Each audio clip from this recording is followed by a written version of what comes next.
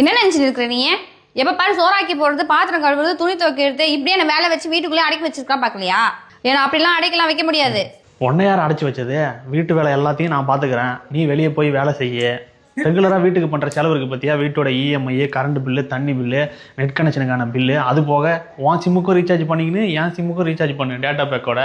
Dress ஃபுல்லாக அடுக்கி வச்சிருக்க பத்தியா? அதை அப்படியே ஆப்போசிட்டாக மாற்று.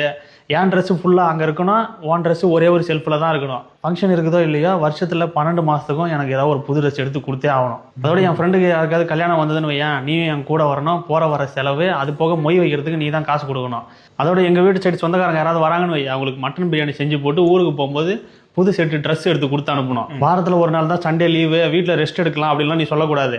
அன்றைக்கி ஒரு நாள் தான் எனக்கு ரெஸ்ட் கிடைக்கும், அதனால் என்னை வெளியே கூப்பிட்டு சுற்றணும் நாள் ஃபுல்லாக. அதோட அன்றைக்கி ரிட்டன் நைட்டு வரும்போது ஹோட்டலில் தான் சாப்பிடணும். அது மட்டும் இல்லாமல் அடிக்கடி எனக்கு இடுப்பு வலி, தலைவலி அப்படி இப்படின்னு நான் படுத்துக்குவேன். அதுக்கும் நீ ஹோட்டலில் இருந்தால் சாப்பாடு வாங்கிட்டு வரணும். இதெல்லாம் நீ பார்த்துக்க, வீட்டு வேலை எல்லாத்தையும் நான் பார்த்துக்கிறேன். சரிங்க, மதியானத்துக்கு சிக்கன் பிரியாணி செய்வா, மட்டன் பிரியாணி செய்வா? Great marriage.